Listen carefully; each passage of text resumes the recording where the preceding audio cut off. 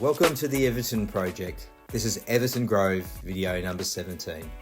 So much has happened since we posted the last video in January, and I'm excited to step you through the highlights of the recent steps in the complete transformation of our 1917 Grand Old Lady, which stands at one of the highest blocks in Melbourne, Australia. I say Australia because our subscribers have climbed to over 1,300 from everywhere in the world. So a huge thanks to those that are following the journey who subscribe to the channel. We really appreciate your support.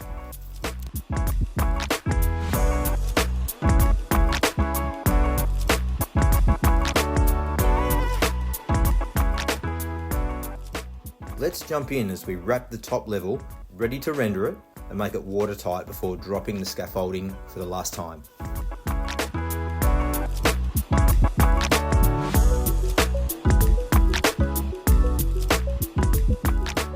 So the eaves were finished and the foam arrived to be put up on the side of the building.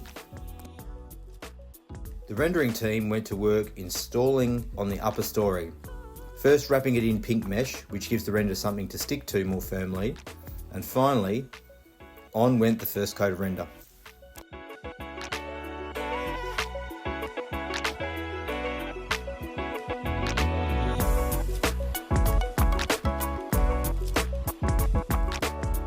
With the top story completed, they went to work on the bottom story and the process repeated. The insulation properties on foam are incredible, and having come from Western Australia where everything is double brick, seeing this type of construction is quite a change in understanding. Lightweight, fast and very thermally efficient. Once the first coat of render has dried, they apply a coloured render, which finishes off the look and ties in with the building at the front of the block.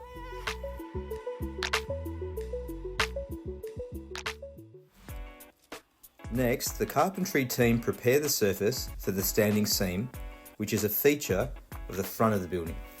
So we've got a story going on with the design. Absolutely incredible how much this has changed the look of the building.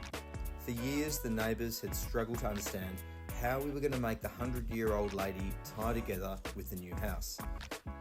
But this pulled it all together and answered so many questions around the neighbourhood.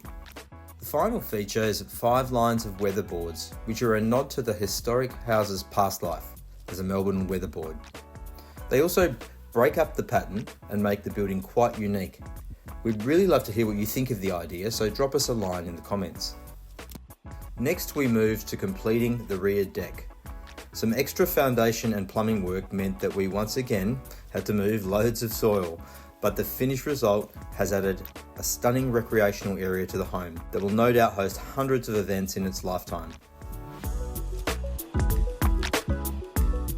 We deliberately pitched the roof as high as possible to allow light to enter the space and maximise the sense of grandeur befitting the high ceilings of the original house. We installed 2 Velux skylights and lined the ceiling with lining boards that are painted white to further enhance the sense of space and light. Afterwards, Luke finished tying down the roof. It's really come together far more impressively than most people expected. But obviously the vision was clear in Paul's head. He's always had this knack of instinctively being able to see what it was going to look like. Well, most of the time. Next, let's take a look at the internal spaces and how they've changed. And boy have they changed for the better. Keeping many of the old bones has left the old girl's personality beautifully intact. With modern upgrades and a facelift all round, the core elements of the history remain. The front door is an incredible feature that we're holding on to. And in the garage, Paul and Mark set about stripping the paint off the original door with a heat gun and old-fashioned elbow grease. Over to you, Samo. This is one of those labours of love. Tedious, but rewarding. How to get 100 years of paint off some absolutely beautiful timber and hopefully end up with a restored window in the process. Something that'll just be pretty special. And on top of this is going to go the beautiful arched original highlight window that we showed you earlier in the series. The front door has got a vast area above it, which we've transformed with a beautiful light fitting that Paul picked up and rebuilt with new wiring and LED globes. At the top of the stairs is a large double hung window that is designed to catch the afternoon southerly winds that are a big benefit of being so high on this hill. You can see the powder room with a beautiful curved wall which has been tiled in a blue-green highlight finger tile.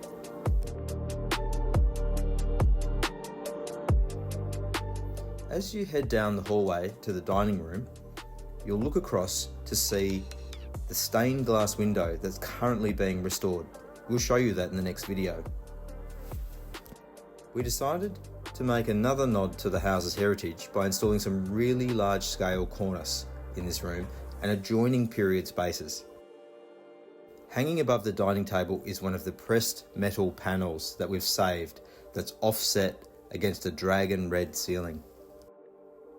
From the dining room, we head into the master bedroom and walk to the left past the curved wall that leads you into a private sanctuary which has a huge feature window overlooking the garden. Spinning around, we then head back past through a tunnel of wardrobes and another curved wall to arrive in the ensuite, which has a wet area with the shower and toilet isolated from the other areas.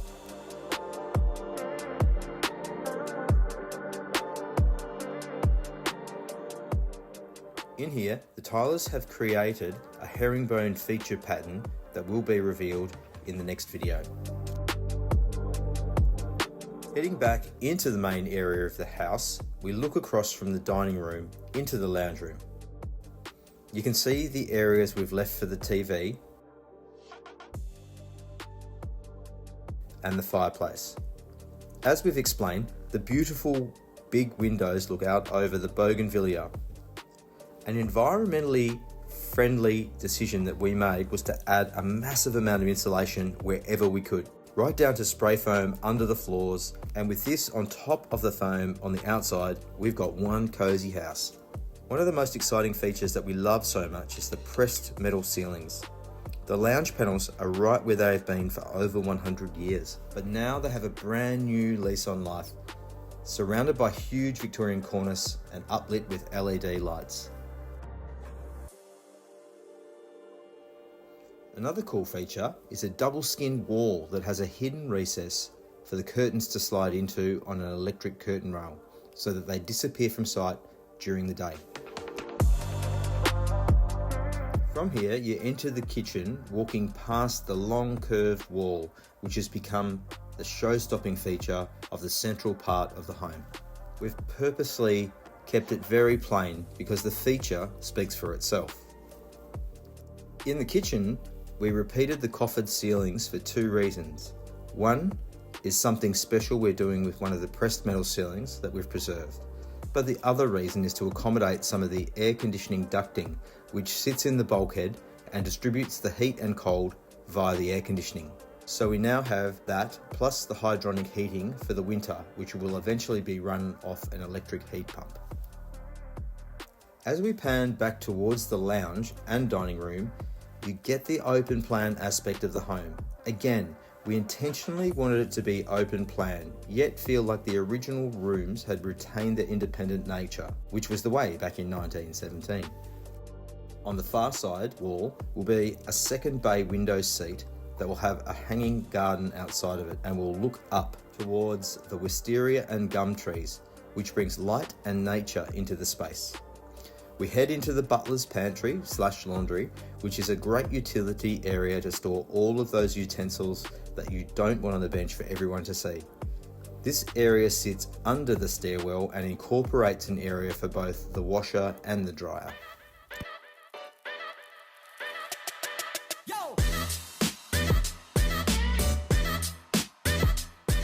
The team from Stairwell did a brilliant job.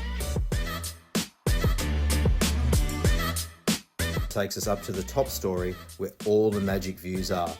And finally, you don't need a ladder to get there.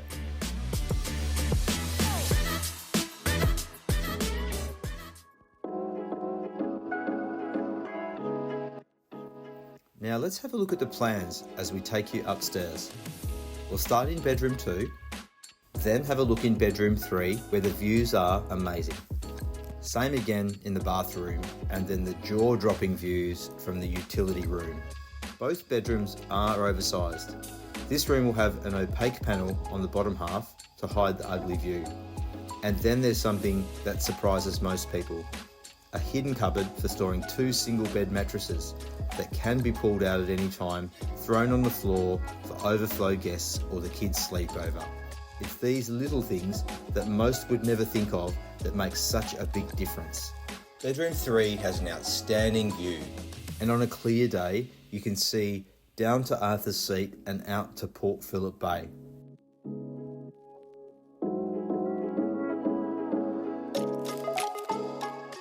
Heading out of that gorgeous bedroom, we head into the main bathroom, which again has a magnificent view which can never be built out and looks over the rooftops.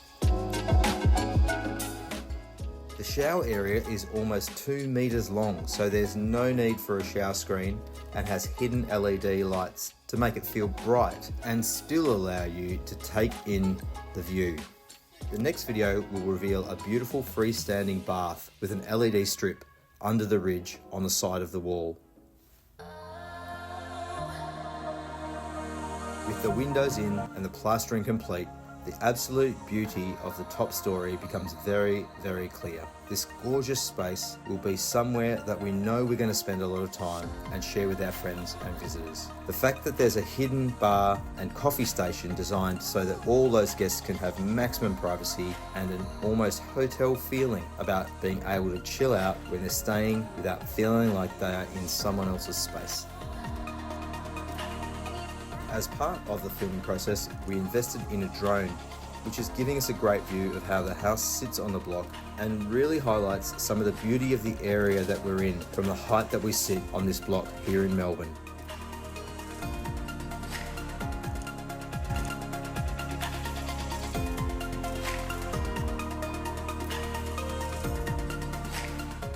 Hi all, we're finishing up today's video with an interview with me. Jason's pretty much covered all the detail, so you know what's going on. It's a rather appropriate shot here. I'm here demolishing one of the work sheds. We're at that point of the story where everything is falling into place. Everything we don't need is now going for good, and things that were serving a purpose can now end their journey. Stay tuned for the next one. It's going to be not that far away actually, because we have come a long way since we even finished the filming. So stay tuned and see you in a few weeks' time.